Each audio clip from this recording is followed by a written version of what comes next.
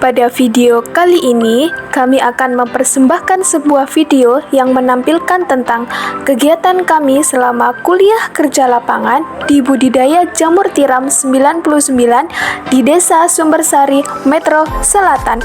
Simak videonya sampai habis ya. Dadah!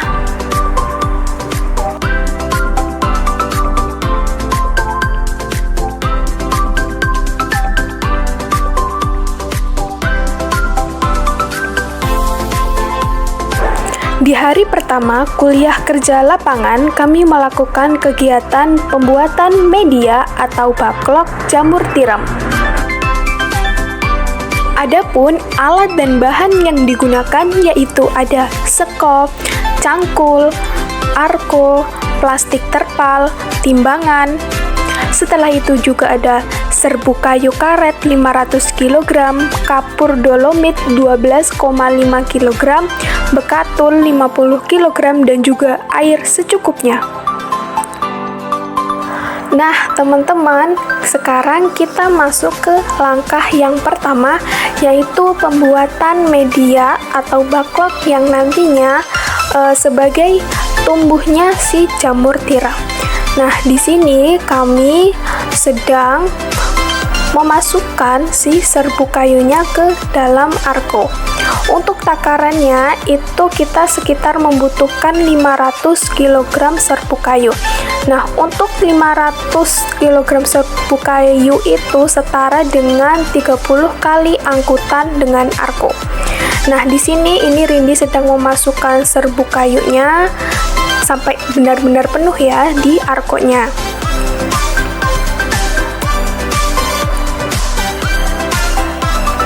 Nah, setelah itu saya dengan Astari mendorong si arkonya dan meletakkan si serbuk kayunya itu ke lantai. Di sini juga ada Fajar yang meletakkan serbuk kayunya. Nah, teman-teman, berikut ini adalah penampakan serbuk kayu yang sudah kita kumpulkan tadi, yaitu sekitar 500 kg. Nah, untuk selanjutnya yaitu adalah penambahan bekatul sebanyak 50 kg. Tujuan dari penambahan bekatul yaitu untuk menambah nutrisi-nutrisi yang dibutuhkan oleh si jamur tiram untuk tumbuh. Dengan adanya nutrisi tersebut, enzim-enzim pada jamur tiram dapat bekerja secara optimal sehingga badan buah jamur tiram akan semakin banyak. Dengan banyaknya badan buah jamur tiram membuat total bobot segar badan buah jamur tiram itu akan semakin naik dan juga bagus. Langkah yang ketiga yaitu penimbangan kapur dolomit sebanyak 12,5 kg. Penambahan kapur dolomit di sini berfungsi sebagai aktivator enzim sehingga dapat mempercepat pertumbuhan jamur tiram. Hal tersebut bisa terjadi karena di dalam kapur sendiri itu mengandung banyak kalsium yang sangat tinggi, dan di dalam dolomit itu mengandung magnesium yang sangat tinggi yang bisa mengatur pH di dalam media backlog nantinya. Langkah yang keempat adalah pencampuran serbuk kayu, bekatul, dan juga kapur dolomit menggunakan sekop dan juga cangkul.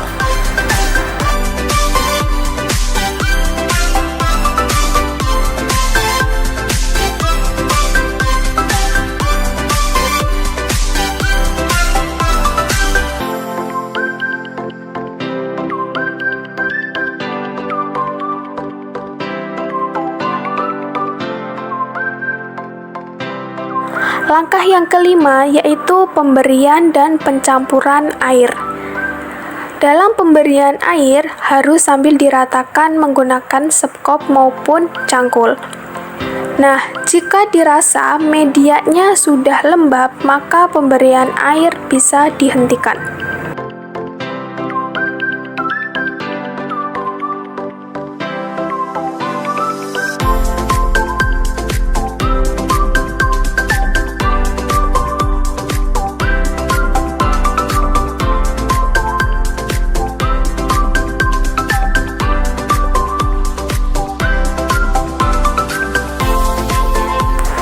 Langkah yang terakhir yaitu menutup media menggunakan plastik terpal. Tujuan dari penutupan ini adalah untuk memfermentasikan media tersebut. Lama fermentasinya itu kurang lebih 1 malam atau sampai 1 hari.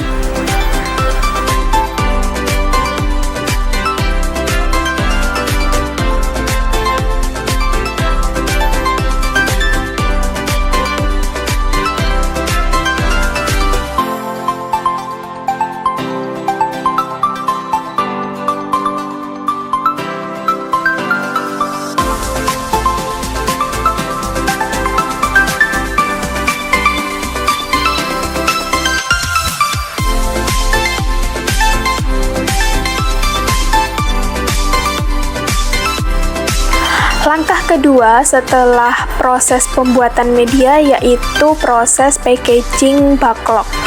Langkah pertama yang harus siapkan yaitu mempersiapkan plastik berukuran 18 x 36. Setelah itu, memasukkan komposisi bahan media ke dalam plastik backlog menggunakan sekop kecil. Kemudian, memadatkan bahan yang dimasukkan dalam plastik hingga tidak ada ruang kosong menggunakan botol kaca. Hal ini bisa juga menggunakan mesin pemadat.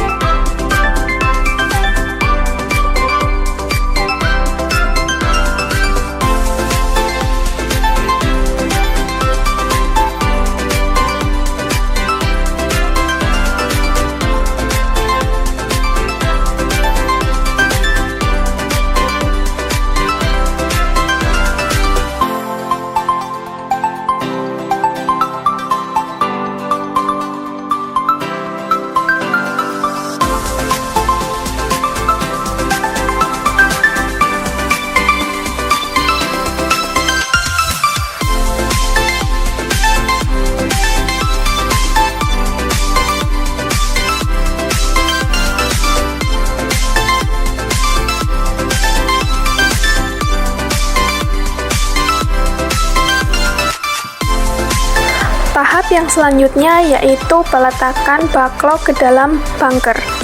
Nah, bunker ini merupakan wadah untuk mengukus backlog jamur nantinya. Untuk kapasitas bunker sendiri itu bisa menampung sekitar 800 backlog jamur.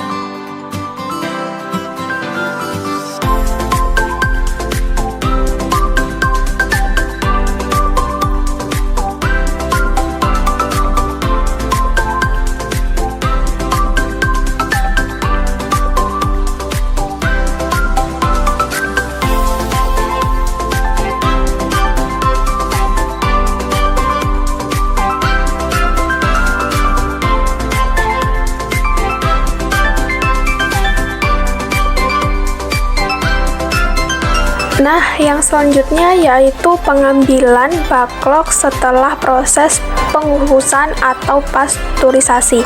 Untuk lama pengukusan backlog sendiri itu sekitar 8 jam.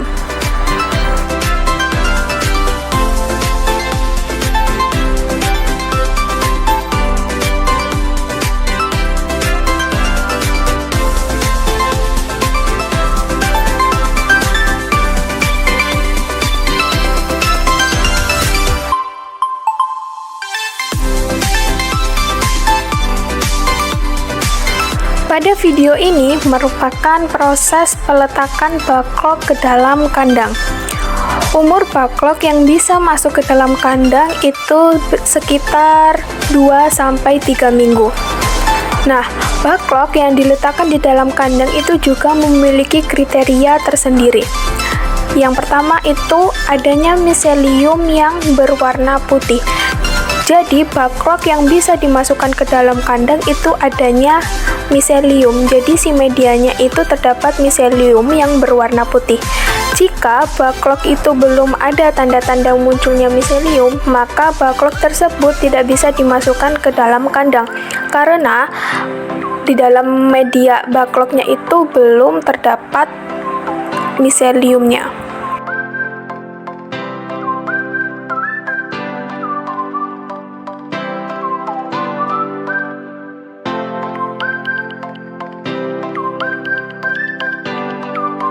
Nah, teman-teman, sekarang kita masuk ke proses pemanenan jamur tiram.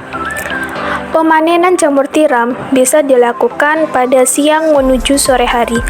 Di sini kami melakukan pemanenan jamur tiram itu sekitar pukul 2 siang. Nah, jamur tiram yang bisa dipanen adalah jamur tiram yang sudah memiliki badan jamur yang besar dan banyak. Jadi, ketika badan jamur tiramnya itu masih kecil, itu belum bisa kita panen.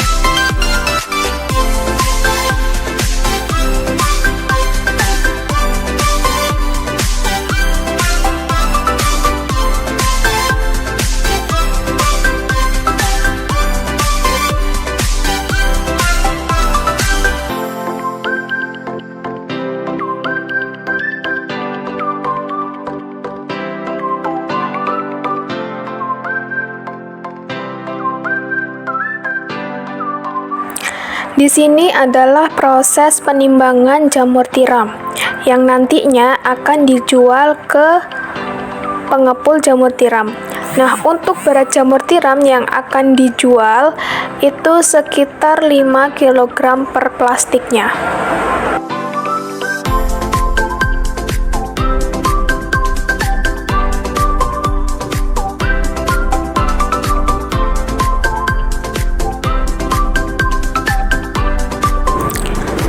Alat dan bahan yang dibutuhkan dalam proses inokulasi atau pembibitan itu yang pertama ada sendok kecil, korek api, alkohol 70%, dan tentunya bibit jamur dan juga karet gelang.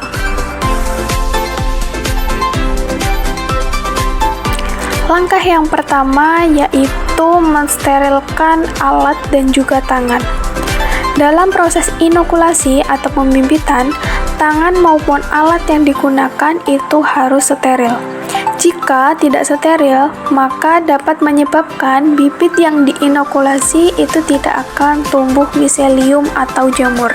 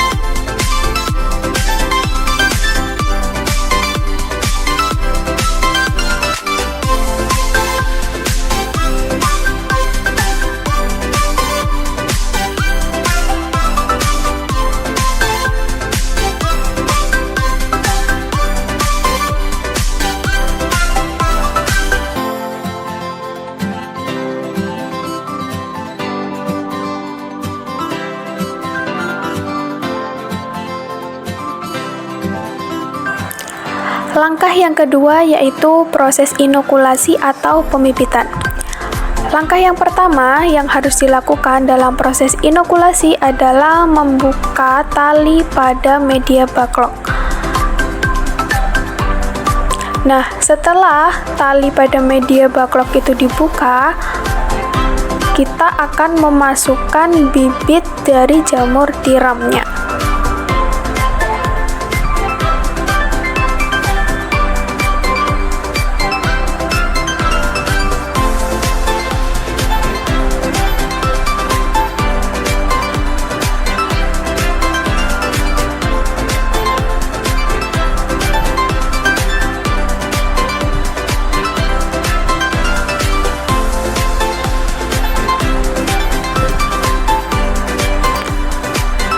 Bibit yang dimasukkan ke dalam media backlog itu kurang lebih 5-6 bibit jamur tiram.